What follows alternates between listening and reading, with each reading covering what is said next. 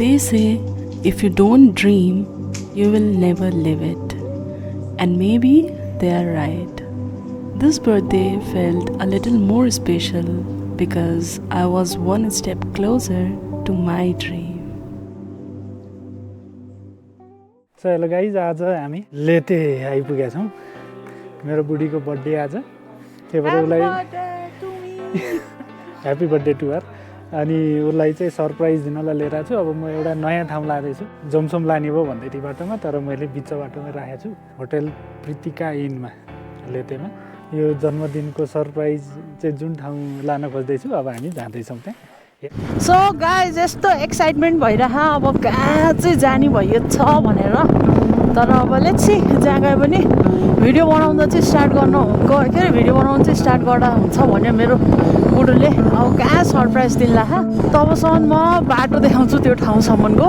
अनि लेतेमा बसेको यस्तो दामी भ्यू छ, यस्तो दामी है।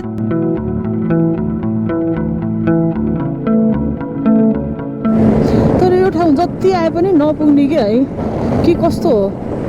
हामीलाई मात्र जस्तो हो कि तपाईँहरूलाई पनि जस्तो हो गाइस?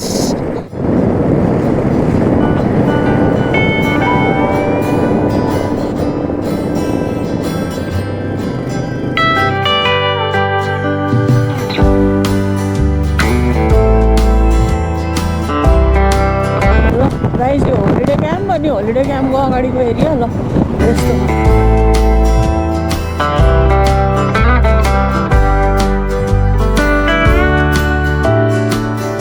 ट्याक्क त्यहाँ होलिडे क्याम्प कट्ने बित्तिकै यो बाटोबाट माथि गइरहँ।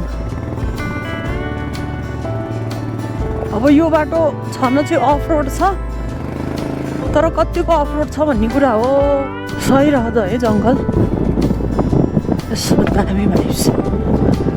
यतिकै अफ रोडिङमा पुग्यो भने त ठिकै छ है। बाटो त अलि अफ रोडै रह, राम्रै अफ रोड रह।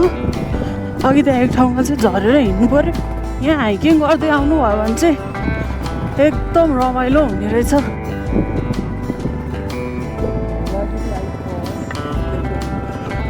सेकोङ लेक यताबाट छ त कि? सेकोङ लेक जाने हो हामी? अच्छा,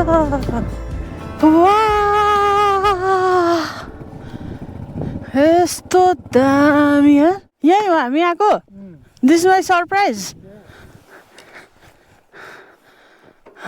त्यहाँ कस्तो दामी हिमाल देखिरहेर, वाह, I like it, I like it. Thank you कली, I like it very very much. यस,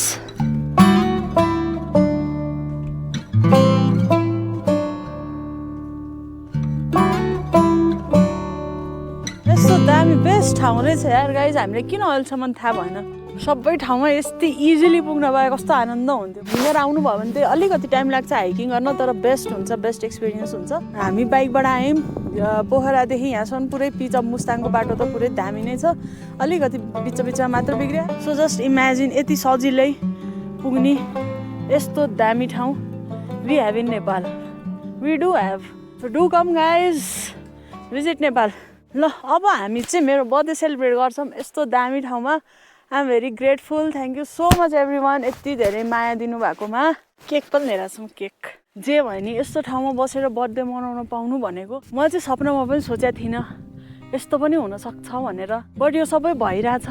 म पहिला इन्डियामा बस्थेँ, यति धेरै क्राउडेड हुन्थ्यो होइन। अनि मलाई चाहिँ यस्तो हिमालहरूतिर बस्न पाएँ, जान पाएँ कस्तो हुन्छ भन्ने हुन्थ्यो क्या। म उता नि उत्तराखण्ड हिमाचलहरूतिर घुम्थेँ, तर यहाँ नेपालमा आएर I get to live this life मैले इमेजिन पनि गरेको थिएन, and I am living it. आज बर्थडेको दिन यति भन्न चाहन्छु कि if you dream something from truly होइन, मनबाट केही कुरा माग्नुभयो भने इम्पोसिबल भने जस्तो केही पनि छैन, पोसिबल हुँदो रहेछ कि हुँदो रहेछ। म जस्तो मान्छे, म इन्डिया बसेर इन्डिया पढेर होइन, अब सिटीमै हुन्छ नि त, अब त्यत्रो पढिसकेपछि जब गर्नु पऱ्यो, त्यहाँ कर्पोरेट लाइफ हुनु पऱ्यो भन्ने सबैको एक्सपेक्टेसन्स होइन, फ्यामिली इच एन्ड एभ्रिथिङ कति एक्सपेक्टेसन हुन्छ, त्यो सबै ब्रेक गरेर आफूलाई मन लागेको कुरा गरेर अहिले यहाँसम्म आइपुगेको छु मेरो लागि चाहिँ यो एकदमै ठुलो कुरा हो कि मलाई यही नै चाहिएको थियो म यो पाइरहेको छु एन्ड आई कान्ट एक्सप्रेस